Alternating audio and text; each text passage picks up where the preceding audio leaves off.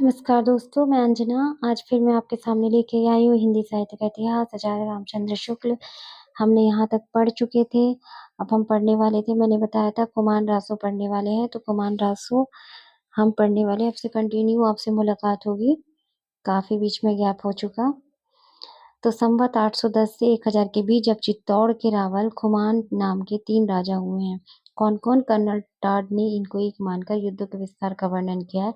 इनके वर्णन का सारांश यह है कि काल भोज के पीछे खुमान गद्दी पर बैठा, जिसका नाम मेवाड़ के इतिहास प्रसिद्ध है। जिसके समय में बगदाद के खलीफा अलमामू के चित्तौड़ पर चढ़ाई की। खुमान की सहायता के लिए बहुत से राजा आए, चित्तौड़ की रक्षा हो गई और खुमान के 24 युद्ध किए। फिर संवत 1869 से 1893 तक राज्य किया। वह संवत वर्णन दलपत विजय नामक किसी कवि के रचित कुमार रासो के आधार पर लिखा गया जान पड़ता है। पर इस समय जो कुमार रासो की प्रतिभा प्राप्त है वह अपूर्ण है। उसमें महाराणा प्रताप सिंह का वर्णन है। कालभोज बप्पा से लेकर तीसरे खुमान तक की वंश परंपरा इस प्रकार है। कालभोज बप्पा खुमान मतट भृतपति सिंह खुमान दूसरा, महासायक खुमान तीसरा। कालभोज का समय वे संवत 1791 से 810 तक है। तीसरे खुमान के उत्तराधिकारी भृतपट दूसरे समय के 2 शिलालेख वे संवत 999 से 1000 मिले। अतः 190 वर्षों की औसत लगाने पर तीनों खुमानों का समय इस प्रकार ठहराया जाता है। तो पहला खुमान का समय वी संवत 810 से 865, दूसरा खुमान का 870 से 900। खुमान तीसरा वी संवत 965 से 990। अब्बासिया वंश के अलमामू वी संवत 810 से 890 तक का खलीफा रहा।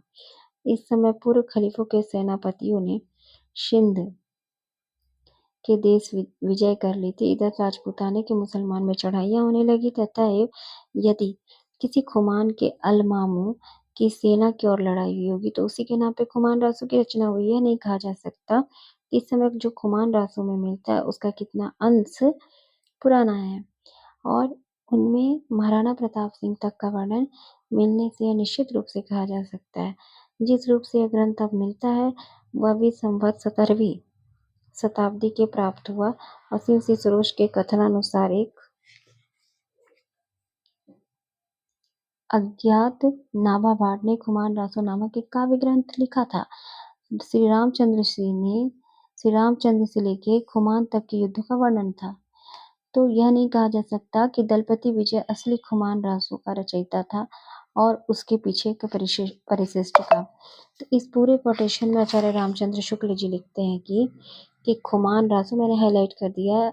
संवत 810 से 1000 के बीच चित्तौड़ के रावल खुमान का नाम के 3 राजा हुए। ठीक है। कर्नल टार जो है इनको एक मन के युद्ध का विस्तार वर्णन किया है। तो इनके वर्णन का सारांश यह है कि जब कालभोज के पीछे खुमान गद्दी पर बैठा तो जिसका नाम पे मेवाड़ के इतिहास प्रसिद्ध है और जिसके नाम पे बगदाद का खलीफा अलमामू के चित्तौड़ पर चढ़ाई की थी। खुमान के सहायता के लिए बहुत से राजा आए थे, जो चित्तौड़ की रक्षा हो गई। एक कहानी टाइप से बता रहे। इसमें जो परीक्षा उपयोगी दृष्टिकोण से जो महत्वपूर्ण है ये है कि खुमान ने 24 युद्ध किए और 1869 से लेकर 1893 तक राज्य किया। सम्मत वर्णन दलपति विजय नामक किसी कवि की रचित खुमान रासो के आधार पर लिखा है। कहाँ पे इसका सम्मत वर्णन दलपति विजय नामक किसी कवि की खुमान रासो के आधार पर जान पड़ता है। तो इस समय खुमान रासो जो प्राप्त है वह पूर्ण है। वो जो खुमान रासो आचार्य रामचंद्र शुक्ल को मिली है वो पूर्ण वो कहते हैं, और उनके उसमें महाराणा प्रताप सिंह का वर्णन है। ठीक है। और कालभोग के तीसरे कुमार वंश परंपरा के बारे में बता रहे। तीसरे कुमार ने इनकी वंश परंपरा के बारे में आचार्य रामचंद्र शुक्ल बता रहे। कालभोज बप्पा खुमान मतट पृथ्वीपट सिंह खुमान दूसरा, सहायक खुमान तीसरा। कालभोज का समय 20 संवत 791 से 810 है। तीसरे खुमान के उत्तराधिकारी पृथ्वीपट के समय 2 शिलालेख 999 से 1000 मिले हैं। अतः 190 के वर्षों के औसत लगाने पर तीनों खुमानों के अनुमानता इस प्रकार ठहराया जाता है। तो जो उपयोगी दृष्टिकोण से, परीक्षा उपयोगी दृष्टिकोण से, तो खुमानों ने कितने युद्ध किए? कर्नल टाड ने युद्धों का विस्तार का वर्णन किया, ये इंपॉर्टेंट है। कुमान ने 24 युद्ध किए, 1869 से 1893 तक उन्होंने राज्य किया। तो दलपति विजय रचित कुमान रासो, लेकिन आचार्य रामचंद्र शुक्ल कहते हैं कि जो उन्हें प्राप्त हुआ वह अपूर्ण है, और उसमें महाराणा प्रताप सिंह तक का वर्णन है जो उन्हें प्राप्त हुआ। आचार्य रामचंद्र शुक्ल 3 खुमान का वर्णन करते हैं, उन तीनों के बारे में लिखिए। खुमान के अलमामू के लिखते हैं कि किसी खुमान से अलमामू की सेना की लड़ाई हुई होगी, उसी के नाम पे खुमान रासो की रचना हुई। यह नहीं कहा जा सकता कि इस समय जो खुमान रासो मिलता है वह कितना अंश पुराना है। महाराणा प्रताप सिंह तक का वर्णन उसे मिलने से निश्चित रूप से कहा जा सकता है। जिस रूप यह ग्रंथ मिलता है वह उसे 20 संवत 17वीं शताब्दी में प्राप्त हुआ होगा। ठीक है, यहाँ मैंने कुछ रचना लिखी है जो कि परीक्षा उपयोगी दृष्टिकोण से महत्वपूर्ण था, तो मैंने यहीं कहीं लिख दी है।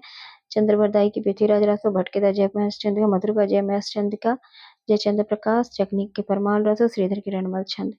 देख लीजिएगा, मैंने तो उस समय जब पढ़ाई में समझ में नहीं आता पेंसिल से लिखूं या पेन से लिखूं, जो मिलता है बस लिखते चली गई। अब अफसोस होता है, पेंसिल से लिखती तो ज्यादा सही था। शिवसी सरोज के कथनानुसार एक जो शुद्ध राजस्थानी भाषा की साहित्यिक रूपता उसे डिंगल कहा जाता था। ठीक है, ये गलत पेज आ गया, रुकिए। हाँ, यहाँ हाँ, शिवसी सरोज के कथनानुसार एक अज्ञात नामा भाट ने कुमान रासो नाम का एक काव्य ग्रंथ लिखा था। ये भी इम्पोर्टेंट है। शिवसी सरोज के अनुसार कोई अज्ञात नामा भाट ने कुमान रासो का, जिसमें श्री रामचंद्र के खुमान रासो तक के युद्ध का वर्णन था। यह नहीं कहा जा सकता था कि दलपति विजय असली खुमान रासो का ही रचयिता था। भ्रमक उसके परिशिष्ट का इम्पोर्टेंट, तो उससे यह नहीं कहा सकता था दलपति विजय ही असली का या कोई और था। इसके बारे में भी सारे रामचंद्र शुक्ल शंका उठाते हैं, लेकिन फिलहाल तो खुमान रासो की रचना दलपति विजय की ही मानी जाती है। अब हम आएंगे विशल देव रासो। नरपति नाल कवि विग्रहराज चतुर्थ के उपनाम विशल देव रासो के समकालीन था। कदाचित यह राजकवि था, और इसके विशल देव राम का एक छोटा सा 100 पृष्ठ वाला ग्रंथ है जो वीरगति के रूप में प्राप्त है।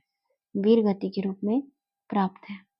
इसके ग्रंथ के निर्माण काल यो दिया गया है 1272 मंजारी जेठ बदी नवमी बुधवारी नाल रसायन आरंभ भई शारदा छूटी तूठी ब्रह्म कुमारी। ये बहुत बार पूछा गया प्रश्न है। अब दिसंबर 2024 में पूछा जा सकता है। 1272 का स्पष्ट अर्थ 1212 है, और बहोत्तर शब्द का बरहोत्तर द्वादशोत्तर का रूपांतरण है। 1272 के अनुसार द्वादशोत्तर 12 से अर्थात 1212 होगा। गणना करने में विक्रम संवत 1212 ज्येष्ठ बदी नवमी को बुधवार ही पड़ता है। कवि ने अपने रासों के सर्वत्र वर्तमान काल का ही प्रयोग किया गया, जिसे वो विशल देव के समकालीन जान पड़ता है। विग्रह राज चतुर्थ का समय, विशल देव का नाम क्या था? विग्रह राज चतुर्थ। विग्रह राज चतुर्थ, ध्यान दीजिएगा, 1220 के आसपास है। उसके शिलालेख के भी संवत 1210 ईस्वी में 1220 को प्राप्त है। विशल देव रासो के 4 खंड। कितनी बार पूछा गया ये प्रश्न? तीसरे खंड में क्या है, कितने खंड है? विशल देव रासो का एक नाम क्या था? विग्रह राज चतुर्थ। अब 1272 भी बहुत बार पूछा गया है। 1212 इसका स्पष्ट अर्थ है, और बहोत्तर शब्द का बरहोत्तर और द्वादशोत्तर का रूपांतरण है। 1272 का अर्थ द्वादशोत्तर 12 से 1212 होगा। तो ये परीक्षा उपयोगी दृष्टिकोण से देख लीजिएगा। इसमें जो जो मैंने हाईलाइट किए तो बहुत ही इसे छोड़ना भी नहीं है। विशल देव रासो के 4 खंड हैं। 2000 चरण में ये समाप्त हुआ है। इसकी कथा का सार खंड 1 में क्या आपने पढ़ेंगे? मालव के भोज परमार की पुत्री राजमती से सांबर के विशल देव का विवाह होना। ठीक है, और विशल देव के राजमती से लौटकर उड़ीसा की ओर प्रस्थान करना तथा वहां 1 वर्ष रहना। खंड 2 में है। जब तीसरा में तो बार बार पूछा जाता है, तीसरे खंड में क्या है? राजमती का विवाह वर्णन, विशल देव का उड़ीसा से लौटना। खंड 4 में क्या है, भोज के अपनी पुत्री और अपने घर लिवा ले जाना और विसल देव के वहां जाकर राजमती को फिर से चित्तौड़ लाना। तो इस पूरे में आप देखिए कि सबसे पहले क्या था, मालवा के भोज परमार की पुत्री राजमती के सांभर के विशल देव का विवाह होना। ठीक है। खंड 2, विशल देव के राजमती से रूठकर उड़ीसा की ओर प्रस्थान करना तथा वहां से 1 वर्ष रहना। तीसरा है राजमती का वीरा वर्णन, विशल देव का उड़ीसा से लौटना, भोज अपनी पुत्री के साथ घर लिवा जाना और विशल देव के वहां जाकर राजमती से चित्तौड़ आना। दिए गए संवाद के अनुसार कवि अपने नायक को समसामयिक जान पड़ता है। वर्णित घटनाएं विचार करके विशल देव से बहुत पीछे लिखी जान पड़ती, जबकि उनके संबंध में कल्पना की गुंजाइश हुई। यह घटनात्मक नहीं वर्णनात्मक है। कितनी बार पूछा गया प्रश्न है ये, आपको बताने की जरूरत नहीं है कि शुक्ल के अनुसार विशल देव आशु क्या है, घटनात्मक नहीं वर्णनात्मक है। इसमें 2 ही घटनाएं हैं, एक विशल देव का विवाह, दूसरा उड़ीसा जाना। पहली बात तो कल्पना प्रसूत प्रतीत होती है शुक्ल के अनुसार है ये। और विशल देव ने 100 वर्ष पहले की धार प्रसिद्ध परमार राजा भोज के देहांत से हो चुका था और उसकी कन्या के साथ विशल देव का विवाह किसी पीछे के कवि की कल्पना से ही प्रतीत होती है। उस समय मालव के राजा भोज का कोई राजा नहीं था। ये बता रहे हैं कि वो क्यों, मतलब शुक्ल बता रहे क्यों कल्पना प्रसूत प्रतीत होती है कि विशल देव ने 100 वर्ष पहले की धार प्रसिद्ध परमार राजा भोज का देहांत हो चुका था और उसकी कन्या के साथ विशल देव का विवाह पीछे किसी कवि की कल्पना प्रतीत होती है। उस समय मालवा के भोज की कोई राजा नहीं था। विशल देव की एक परमार वंश की रानी थी। यह बात परंपरा के अवश्य प्रसिद्ध चली आती थी क्योंकि इसका उल्लेख पृथ्वीराज रासो में भी है।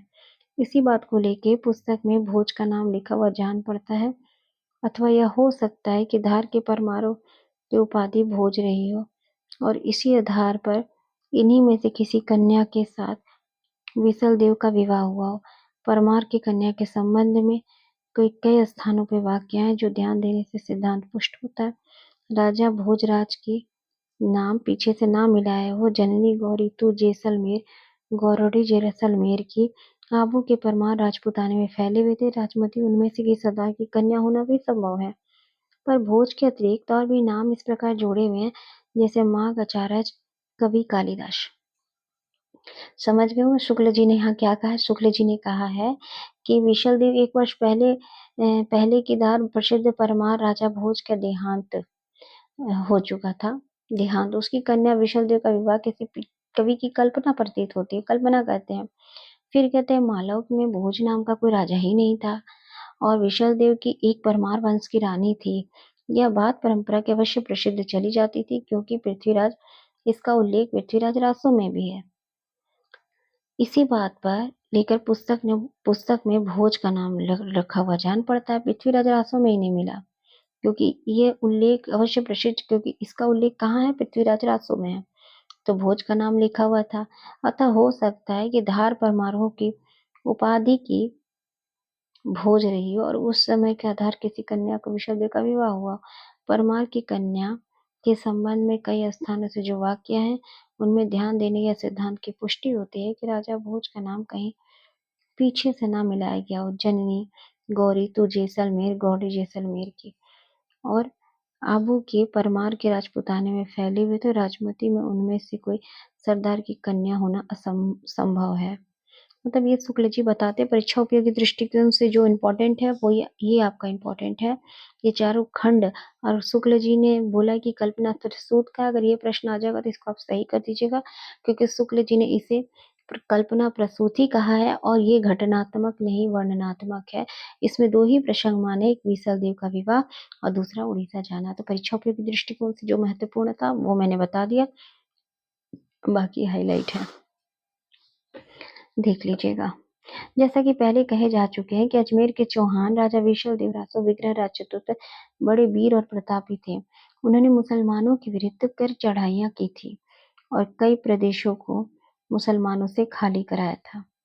दिल्ली और झांसी के प्रदेश इन्हीं के अपने राज्य में मिलाए थे। इनके वीर चरित्र में बहुत कुछ वर्णन इनके राजकवि शिवदेव रचित ललित विग्रह नाच नाटक संस्कृत है, जिसका कुछ अंश बड़ी-बड़ी शिलाओं पर खुदा हुआ मिलता है। राजपूताना म्यूजियम व सुरक्षित है। नाला के इस विशाल देव में जैसा कि होना चाहिए था, ना तो उक्त राजा के ऐतिहासिक चढ़ाइयों का वर्णन है, ना उसके शौर्य पराक्रम का इम्पोर्टेंट। नाला के इस विशाल देव जैसा कि होना चाहिए था, बता रहे कि इसको उन्होंने क्यों माना है कि घटनात्मक है। घटनात्मक यहाँ मैंने बताया था ना, ये घटनात्मक काव्य नहीं है, वर्णनात्मक है। उसके बारे में यहाँ बता रहा है कि नाला के इस विशाल देव में जैसा कि होना चाहिए था, ना कि उक्त राजा के ऐतिहासिक चढ़ाइयों का वर्णन है और ना ही शौर्य पराक्रम का। श्रृंगार रस की दृष्टि से विवाह से रूठकर विदेश जाने, तो प्रोषित पत्रिका के वर्णन के लिए मनमाना वर्णन है। एक छोटी सी पुस्तक में विशल देव ने वीर के रासों को कहना खटकता है। जब हम देखते हैं कोई काव्य ग्रंथ नहीं केवल गाने के लिए रचा गया, तो बहुत कुछ समाधान हो जाता है। ये बहुत इंपॉर्टेंट है, आगे जाके ऐसा ही कोटेशन हम आगे भी पढ़ने वाले हैं कि जब हम देखते हैं कि यह कोई काव्य ग्रंथ नहीं है, इसे किस लिए रचा गया था, गाने के लिए रचा गया था। ये कथन शुक्ल जी किसके बारे में कहते हैं, तो ये कथन कहते हैं विशल देव रासो के बारे में। भाषा की परीक्षा करके देखते हैं, साहित्यिक नहीं राजस्थानी इंपॉर्टेंट, ये भी पूछा गया प्रश्न है। जैसे सुकड़ छे पाटन धो भोज